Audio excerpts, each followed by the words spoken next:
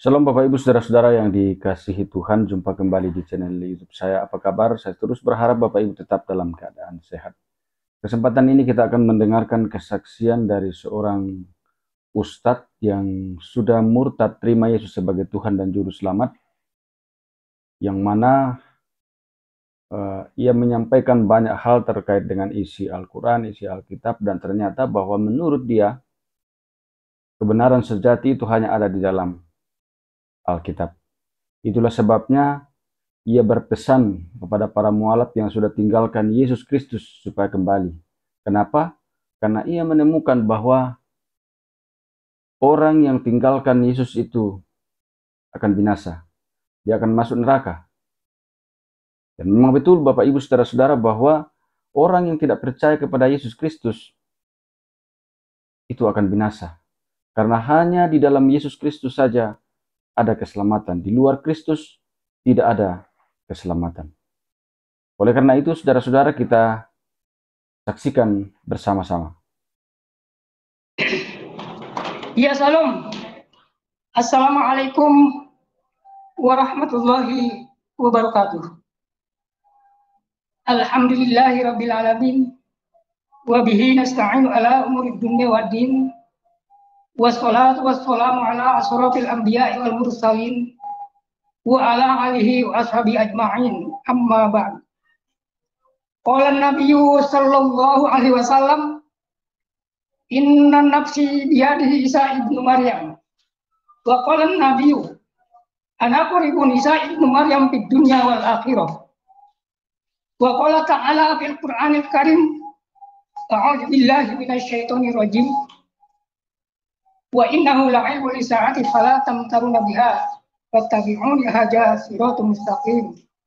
Shadaqallahul azim. Maha benar Allah dalam segala firman-Nya. Terima kasih pada malam hari ini. Sebelum saya berkhutbah, ada sedikit pantun. Kepiting mencapik kerang-kerang di lubang batu. Bapak-bapak, ibu-ibu mualaf, pasang kuping biar terang. Nih saya sampaikan ayat satu-satu. Ya. Satu dari Alkitab dan satu dari Al-Quran. Artinya ada ayat Alkitab dan ada ayat Al-Quran yang saya akan sampaikan. Khutbah saya malam hari ini, saya merespon dan saya mendengar di YouTube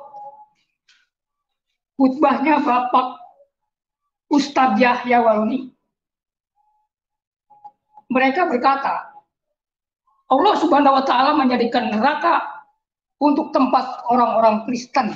Itu kata Ustadz Yahya Waloni. Saya telah periksa di dalam Al-Quran, tidak ada keterangan semacam itu. Yang ada keterangan orang Kristen masuk neraka itu di dalam Alkitab.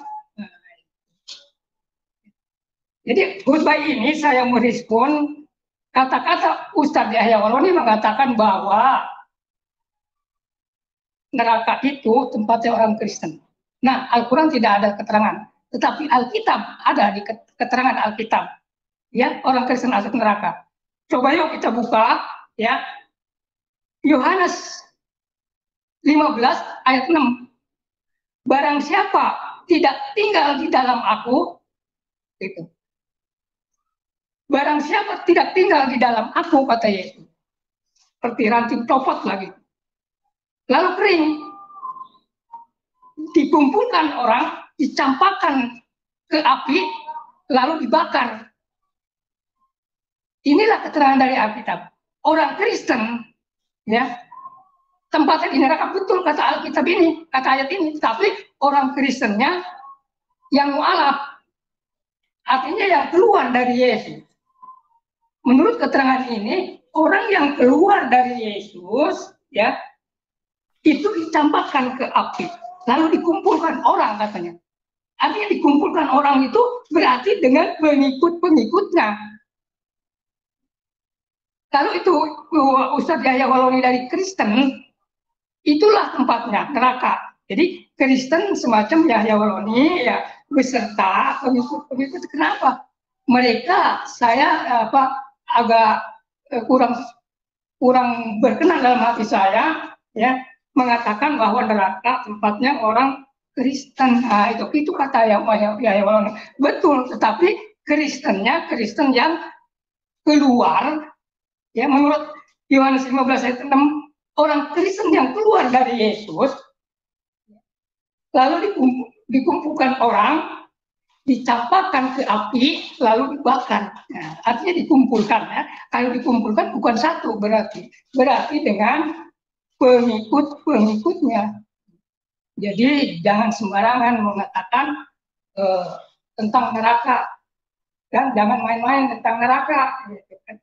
Nah, itu, saudaraku, yang sebenarnya orang Kristen menjadi mualaf, ya, atau orang Kristen yang menjadi pindah kepada Islam, itu menambah kerjaan.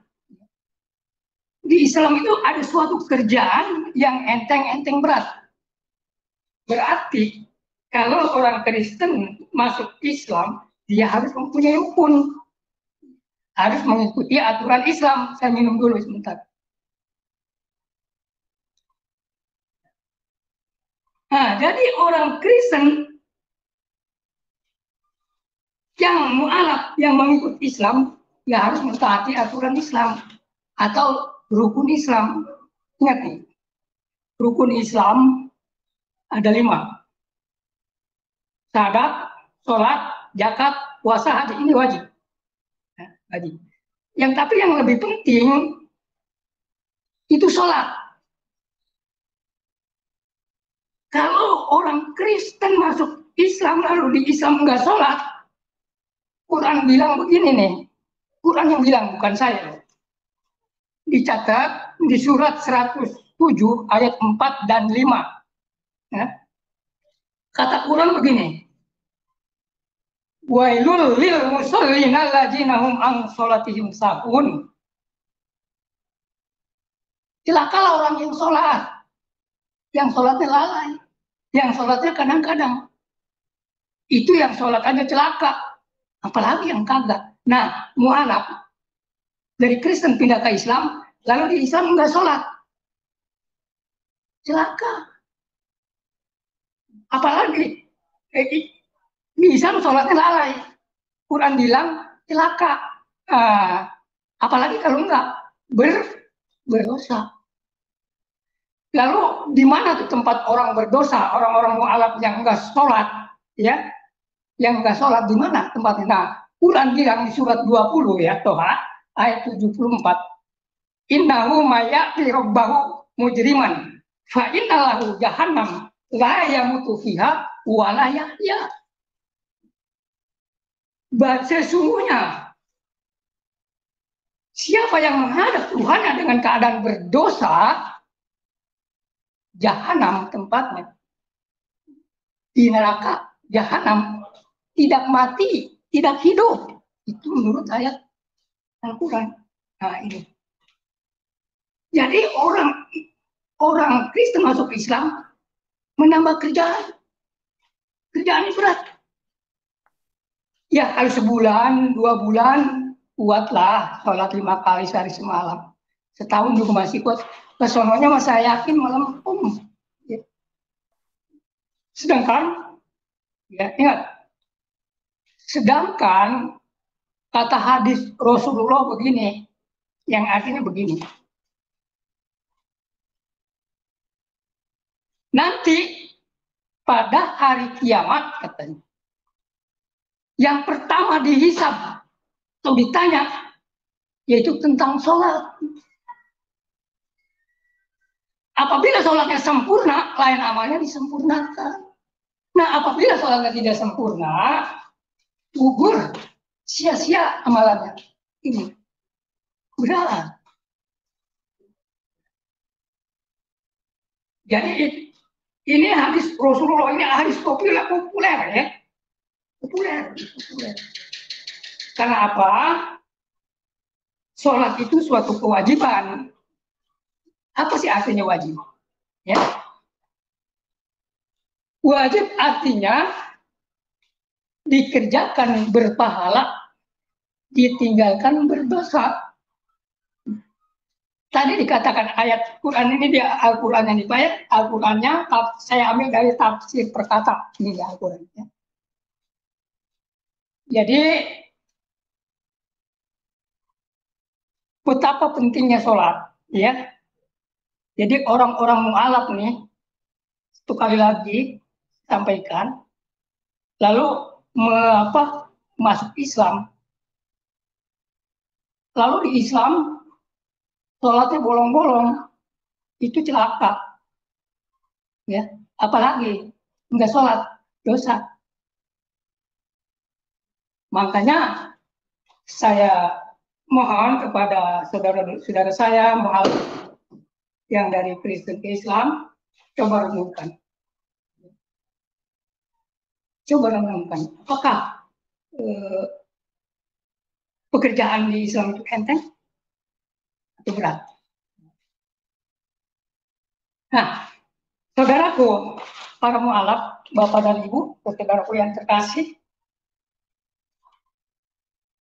sedikit ya, saya akan membuka sejarah tentang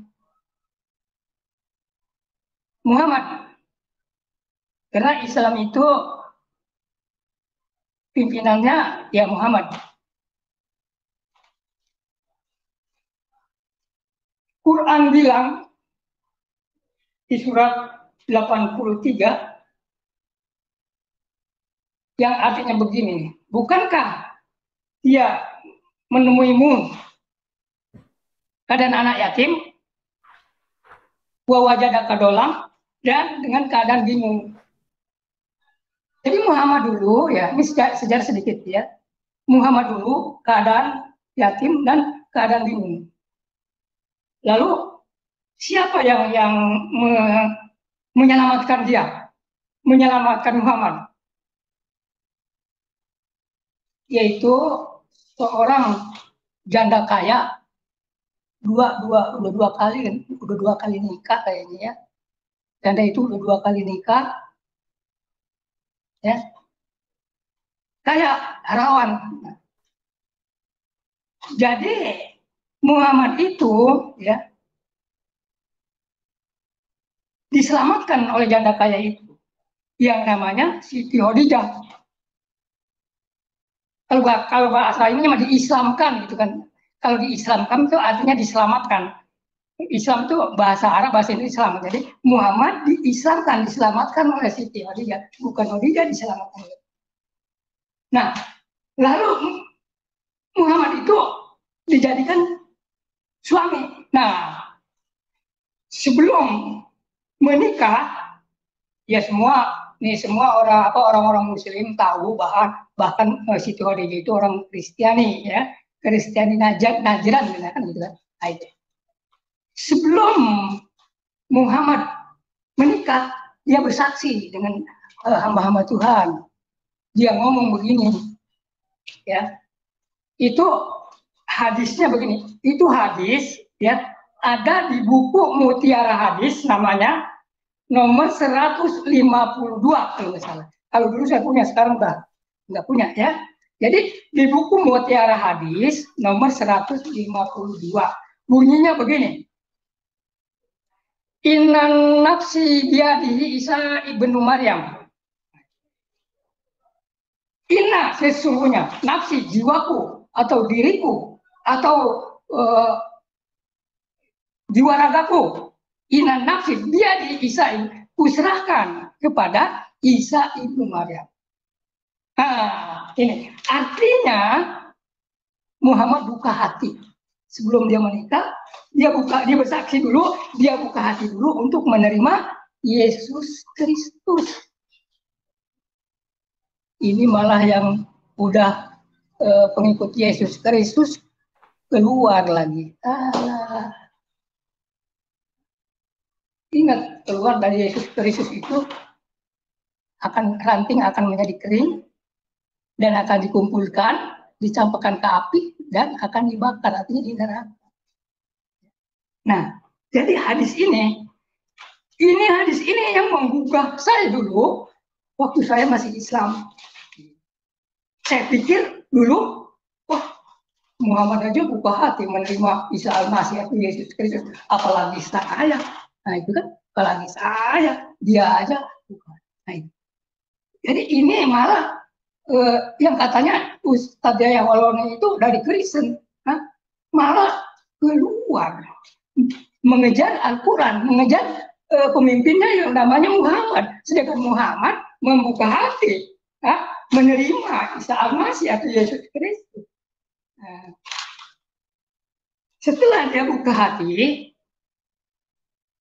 lalu di surat 2 Al-Baqarah ayat 138, ayat 183, dia disibuk, ya.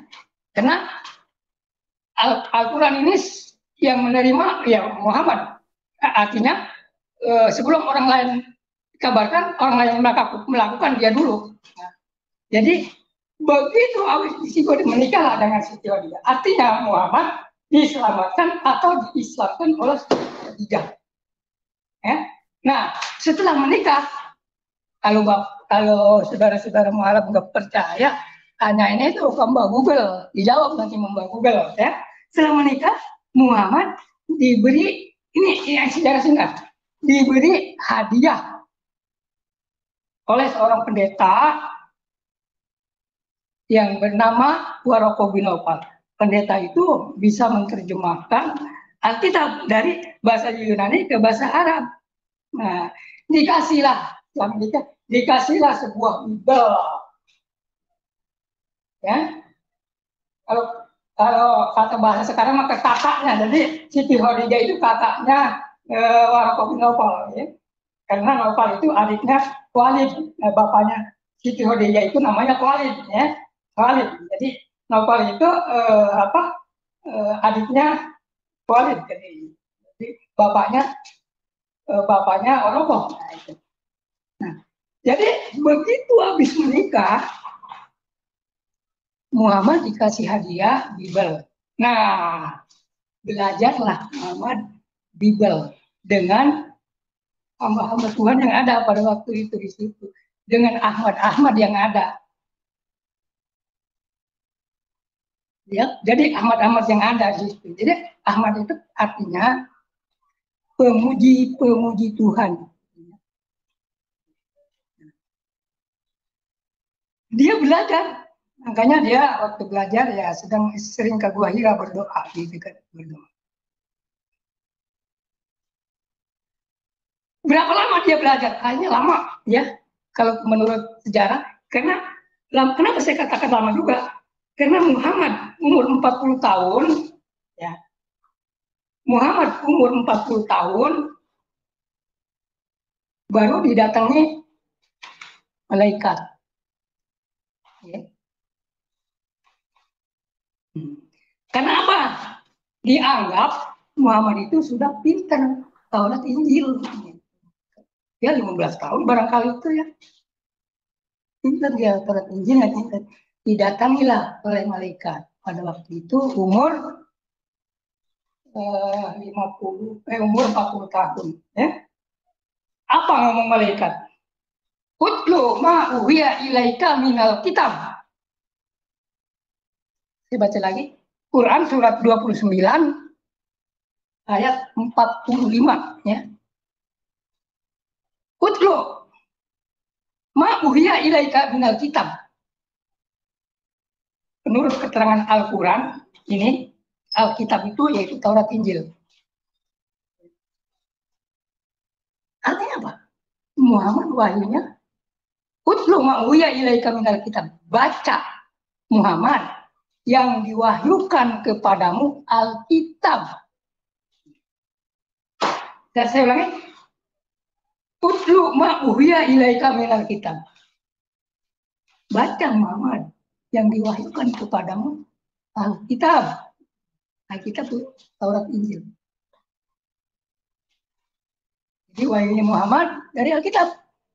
Lalu menurut ayat itu. Nah, setelah itu Muhammad berkata, setelah itu malaikat berkata, hai Muhammad, ikro bismi rabbikal ladzi khalaq. khalaqal insana min 'alaq. Iqra wa rabbuka akram alladzi 'allama bil qalam 'allamal insana ma lam. Jadi ikra. Baca Muhammad, baca. Nah, Muhammad bukan suruh baca A, B, C, D, bukan. Suruh baca sikon manusia kaumnya, kaum Quraisy itu penyembah berhala. Tuh suruh baca itu dia. Makanya Muhammad, saya tidak bisa baca. Artinya apa? Resiko. Lalu membacanya dengan apa? Bismi. Rabbikal ladzi khalaq. Dengan hukum-hukum Tuhan yang menciptakan kamu. Jadi orang Quraisy pada waktu itu penyembah berhala dengan aturan-aturan Abu Jahal. Makanya Muhammad disuruh baca.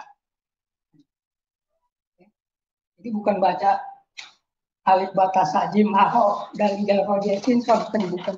Suruh baca manusia-manusia ya yang penyembah berhala. Suruh disampaikan tentang hukum-hukum Tuhan dalam ibadah.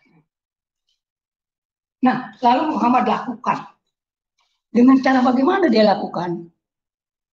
Menurut sejarah, dia dengan cara door to door. Karena apa? Dia takut. Karena resiko. Seorang penginjil itu resiko. Saya aja waktu menginjil ke Sumatera, suka dan dukanya itu banyak. Memang belum saya saksikan. Jadi seorang penginjil itu harus betul-betul bisa menahan emosi karena resiko di lapangan itu banyak sekali. Ada sedikit kesaksian saya tentang penginjil. Saya bertamu, ya. Lalu saya dikasih kopi, disediain kopi.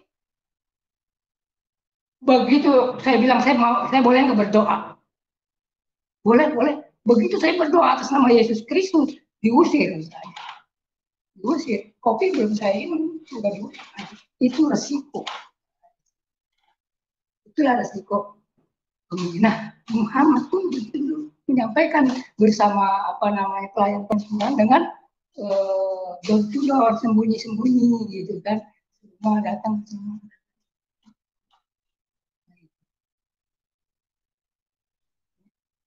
Berapa lama Muhammad menyampaikan tarat Injil itu? Kurang lebih 2,5 tahun. Lumayan. Ya? Ini baru menginjil sebulan, 2 bulan udah lelah kayaknya orang-orang Kristen. 2,5 tahun. Nah, 2,5 tahun dia lakukan door to door, dia sewa, istirahat. Lalu datang lagi itu malaikat. Ya. Datang lagi malaikat. Malaikat bilang, ya ayuhal mudasikum, fa'anjir, wa rabbuka fakabbir, wa siyabaka fatahir. Hai orang-orang yang berselimut. Hai orang-orang yang tidur. Bangkit. Itu Al-Quran. Bangkit. Kabarkan. Agungkan nama Tuhanmu. Wa siyabaka fatahir. Sucikan dirimu. Nah, artinya setelah door to door, Muhammad tadi disuruh terangan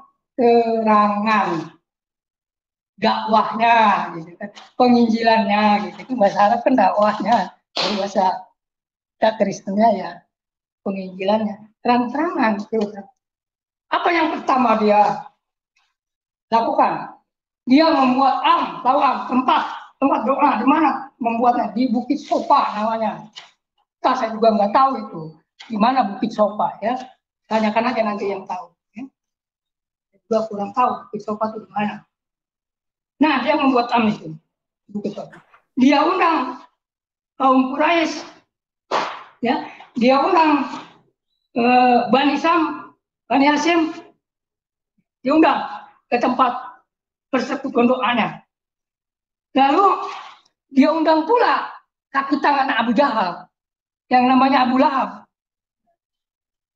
Diundang, datang. Nah, kalau waktu itu kumpul orang-orang itu banyak di Bukit Soba, apa yang mereka sampaikan di dalam dakwahnya itu, di dalam doanya. Dia bilang begini, hai kaum, inna nafsi biadi Isa ibnu Maryam. Anak koribun Isa ibnu Maryam di dunia wal akhirah. Itu hadis. Ya. Sesungguhnya jiwaku, diriku, jiwa ragaku, udah diserahkan kepada Isa ibnu Maryam. Muhammad aja buka hati menyerahkan kepada Yesus Kristus. Ini yang udah di dalam Yesus keluar mau mengejar Muhammad. Oh, terdahulu dari kemudian. Tapi ingat ya, para mualaf, Tuhan Maha Adil, Tuhan Maha Kasih. Berbaliklah kepada Tuhan kita, Yesus Kristus. Nah, begitu dakwah anak koribun Isa ibnu Maryam di dunia wal akhirah. Anak saya koribun dekat Isa ibnu Maryam di dunia dan saya dekat dengan Isa ibnu Maryam di dunia dan di akhirat. Nah, bukan yang dekat di situ, bukan dekat orangnya, tetapi dia selalu mengabarkan aturan-aturan hukum-hukum yang tercatat yang diperintahkan oleh Yesus Kristus atau Isa Al-Masih. Makanya dia ngomong, anak koribun Isa ibnu Maryam di dunia, aku dekat dengan Isa Al-Masih di dunia dan di akhirat. Nah, Quran bilang juga kan wajihan di dunia dan akhirat.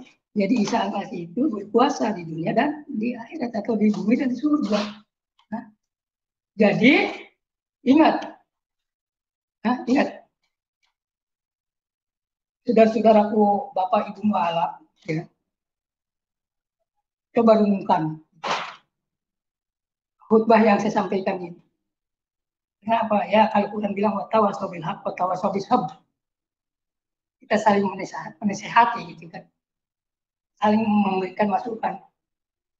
Kalau udah dinasehati ya terserah Anda gitu kan. Jadi begitu Muhammad dakwah di situ, apa yang disampaikan dulu? Angkiji ampusikum minanar. Hai saudara-saudara yang hadir di sini, selamatkan dirimu dari api neraka. Sesungguhnya saya tidak bisa bertanggung jawab di hadapan Allah. Jadi dia sadar juga. Karena surga dan neraka dia tahu, dia punya sama yaitu Yesus Kristus yang berkuasa. Menurut ayat Quran kan. Nah, dia berkuasa di dunia dan di akhirat. Selamatkanlah dirimu dari api neraka. Jadi dia bersabda begini, sahabat. Tidak ada satu orang pun masuk ke dalam surga dengan amalnya, kata Muhammad. Begitu juga aku, kata Muhammad, kecuali dengan rahmat Allah. Jadi Muhammad juga sadar bahwa surga dan neraka itu yang berkuasa Isa Al-Masih. Jadi ingat, saudara-saudara mualaf, kembalilah pada Tuhan. Tuhan kita, dia sangat mengasihi Anda, sangat mengasihi Anda. Saya hanya menyampaikan, saya ini kenapa saya jadi orang Kristen? Karena saya mengikuti Muhammad. Muhammad inna nafsi biadi, sesungguhnya jiwaku kuserahkan kepada saya. Artinya Muhammad buka hati. Jadi pelantara saya jadi orang pengikut Isa Al-Masih itu hadis tadi yang negas. Jadi saya mengasihi juga kepada saudara-saudara saya khususnya kepada ya mu'alaf yang artinya orang-orang murtad yang dari Kristen. Tadi sudah saya sampaikan, sangat berat sekali. Apalagi saat ini bulan suci Ramadan, bagi ibu-ibu baru dapat 25 hari, lalu datang bulan men, kan menurut aturan tidak boleh puasa. Nah, begitu datang lagi, misalnya ditinggal 5 hari tidak puasa, itu harus dilakukan, harus ditebus, harus dibayar bulan Syawal gitu kan. Nah, kalau nggak dibayar yang 5 hari, yang ditinggal tadi men, seminggu atau 10 hari yang tadi men, kalau sampai bulan puasa lagi, lalu puasa yang ini percuma. Karena yang namanya puasa 1 bulan 29 hari, kan gitu kan. Nah, kalau nggak ditebus, nggak dilakukan yang ditinggalkan bulan Ramadan kemarin, ya malaikat bingung maksudnya. Saudaraku yang kekasih, saudara ibu mu'alaf, saya menghimbau, mari kita berpikir kembali, mari kita ingat kembali kepada kebaikan Tuhan kita Yesus Kristus. Memang murtad itu ada 3 hal. Orang yang melakukan murtad karena emosi, karena terpaksa, ada juga karena panggilan. Ada 2 panggilan. Apakah panggilan Tuhan? Apa panggilan hantu? Nah, ini yang tahu apa namanya, yang orang murtad. Nah, saudaraku, setelah Muhammad dakwah, selesai dakwah itu Abu Lahab, ya, kaki tangannya Abu Jahal, itu ngomong, kata Abu Lahab begini, hai Muhammad, celaka kamu. Apakah kamu mengundang saya, memanggil saya untuk datang ke tempat ini hanya untuk ini? Artinya Muhammad mengajak berpedoman kepada Taurat Injil, bukan kepada Abu Jahal. Celaka kamu, kata Abu Lahab. Itu keterangannya ada di sini. Ya, di surat Tabat tiada abilah abi watab ma'agna anhu malu wa makasab. Saya selanaron jatalah lahab wa mratuham malatal khatob fi jiriya hablum mim masad. Ini ada di sini keterangannya ya. Jadi turunnya ayat ini yaitu si Abu Lahab berkata, celaka kamu Muhammad. Jadi Muhammad diancam dengan kaki tangan Abu Jahal pada waktu itu, ya. Pada waktu itu. Jadi Muhammad tidak gentar, tidak takut, karena ini perintah Tuhan untuk menyampaikan kabar baik. Lalu Muhammad mendatangi kaum Quraisy yang sedang berkumpul. Nah, begitu Muhammad datang, Muhammad ngomong, hai kaumku, apa yang kamu sembah selain Allah itu tidak akan mendatangkan kebaikan. Tuh. Ini di sini ada terangan di surat 43, ya. Surat 43 ayat 57 sampai 59. Jadi nujulnya ayat ini, hai kaumku, apa yang kamu sembah selain Allah tidak akan mendatangkan kebaikan. Lalu orang-orang Quraisy itu bertanya kepada, hai Muhammad, bukankah Isa ibnu Maryam itu seorang nabi yang soleh? Mengapa ia pun kamu sembah? Nah, ini ada keterangan di sini, ya. Nih, karena di apa namanya, di kitab tafsir, bukan di kitab. Orang Quraisy ngomong, hai Muhammad, bukankah Isa al-Masih itu, Isa ibnu Maryam itu seorang nabi yang soleh? Mengapa ia pun kamu sembah? Artinya orang-orang Quraisy pun sudah mengetahui bahwa Muhammad itu penyembah Yesus Kristus, melakukan dakwanya aturan-aturan Yesus Kristus. Nah, ini malah yang udah menyampaikan Injil, mengajarkan Alkitab yang katanya dosen segala macam, malah keluar.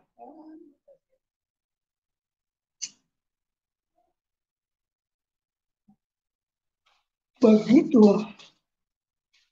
Muhammad meneruskan dakwahnya. Ya ahlul kitab. Jadi orang-orang Quraisy pun ahli-ahli kitab. Kitabnya kitab apa nggak tahu. Ya ahlul kitab. Lastum ala syai hatta tuqimuna Taurat wal Injil wa ma unzila ilaikum mir rabbikum. Hai ahli kitab, kamu tidak dipandang beragama sehingga kamu menegakkan ajaran-ajaran Taurat Injil yang diturunkan dari Tuhanmu. Nah, artinya Muhammad mengajak kepada kaum Quraisy untuk bertaurat Injil, untuk berpedoman kepada Taurat Injil. Nah, orang mualaf udah berpedoman ke Taurat Injil, malah keluar. Haleluya. Haleluya. Jadi Muhammad jangan sampai diribetkan oleh aturan-aturan agama. Ya. Karena pada waktu itu agama orang Quraisy banyak dicampur aduk. Maka Muhammad dikasih peringatan oleh malaikat, wala talbisul haqqo bil batil wa taqtumul haqqo wa antum ta'lamun. Hai Muhammad, jangan kamu campur adukan antara yang hak dengan yang batil. Jadi Muhammad berdakwah, menyampaikan, keluarlah dari agama yang merepotkan. Nah, itu agama yang udah tadi, kan gitu. Suruh keluar. Ada nggak ayatnya di dalam Al-Quran? Ada. Surat Al-Maidah ayat 54, bunyinya begini. Ya ayyuhallazina amanu may yartadda minkum an dinihi fasawfa yuhibbuhum wa yuhibbunah. Hai orang-orang yang percaya, barang siapa di antara kamu murtad dalam pun keluar, maka kelak dalam Al-Quran bilang, maka kelak Allah akan mendatangkan suatu kaum yang mereka saling mengasihi, saling mencintai satu sama lain. Jadi saya murtadnya berdasarkan ini. Kalau Bapak mau murtad ya silakan aja, kalau enggak ya saya la ikraha fiddin. Cuman saya mengajak kepada mu'alaf yang dari Kristen, coba kita berbalik ya, balik. Kita ngejar Al-Quran, ngejar Muhammad, sedangkan Muhammad bukan hati, sedangkan Muhammad pengen jadi pengikut Yesus Kristus. Ini yang udah jadi pengikut Yesus Kristus malah keluar. Saya dengar banyak itu, banyak juga yang orang Kristen yang jadi Islam. Waktu saya di Aceh banyak itu orang Aceh karena terpaksa dikasih ini dan itu. Nah, saudaraku yang terkasih. Jadi di dalam Al-Quran ini di surat 4 ayat 159 yang artinya begini. Nanti ahli-ahli kitab itu akan berlutut, ya, akan membuka hati, ya, menerima Isa Al-Masih sebelum matinya, ya. Kenapa? Isa Al-Masih itu akan menjadi saksi di hari kiamat. Jadi akan menjadi saksi di hari kiamat. Saksi siapa? Ya, saksi mereka-mereka. Terutama orang-orang pengikut Yesus Kristus yang keluar itu. Nah, ditanya kenapa? Makanya sebelum hari kiamat, saya mengimbau, mari kita berbalik ya kepada Tuhan kita Yesus Kristus atau Isa Al-Masih. Supaya hidup kita tenang, jangan diribetkan dengan aturan-aturan yang bukan aturan Tuhan. Muhammad ngomong begini, man amila amala laisa alaihi amrona fawarodu. Kan itu hadis. Barang siapa yang mengerjakan suatu pekerjaan yang tidak diperintah Tuhan, pekerjaan itu ditolak atau sia-sia.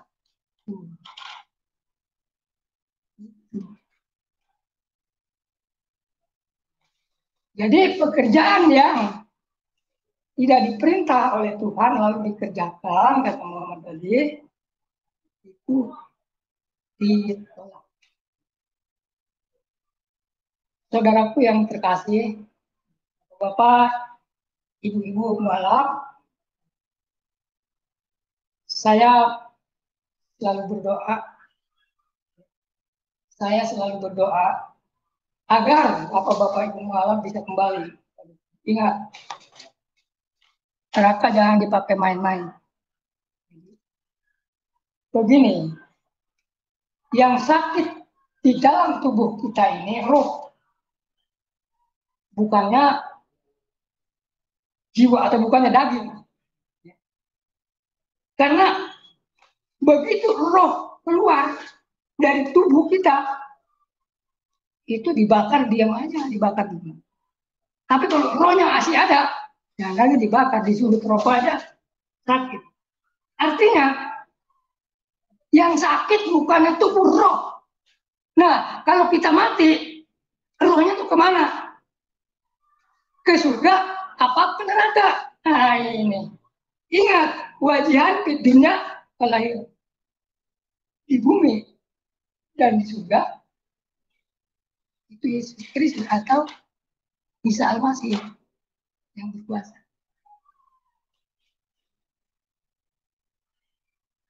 Ya, satu kali lagi, mari jangan kita pakai maning neraka, karena tubuh atau daging ini biar itu jelek, mulai cantik ganteng, kalau rohnya udah keluar dari tubuh, udah tidak ada gunanya lagi. Ya. Tinggal rohnya ini, ya, kemana dia? Atau ke surga, atau ke neraka kan gitu. Ya. Barang siapa yang percaya dan dibaptis akan diselamatkan. Barang siapa tidak percaya, dihukum. Itu aja. Ya. Saya berdoa, saya mengasihi Anda, mualaf, ya. Mari kita berpikir kembali. Tuhan Yesus dengan terbuka akan menerima siapapun, ya, siapapun, baik itu orang mualaf maupun orang lainnya. Tuhan Yesus. Ya. Jadi rupanya sampai di sini dulu. Ya. Lain kali kita sambung. Saya tutup dengan doa wabillahi taufik wal hidayah. Wassalamualaikum warahmatullahi wabarakatuh. Shadaqallahul azim. Maha benar Allah dalam segala firman-Nya. Amin. Oke, demikian Bapak Ibu saudara-saudara, sungguh luar biasa apa yang sudah disampaikan oleh Bapak ini. Semoga bermanfaat, memberkati kita sekalian, supaya kita semakin kuat, semakin semangat di dalam Tuhan, semakin bertumbuh dalam iman kepada Yesus Kristus. Kita bersyukur bahwa kita sebagai pengikut Kristus adalah orang-orang yang sudah diselamatkan oleh Tuhan, tidak akan binasa, melainkan beroleh hidup yang kekal. Tuhan Yesus memberkati.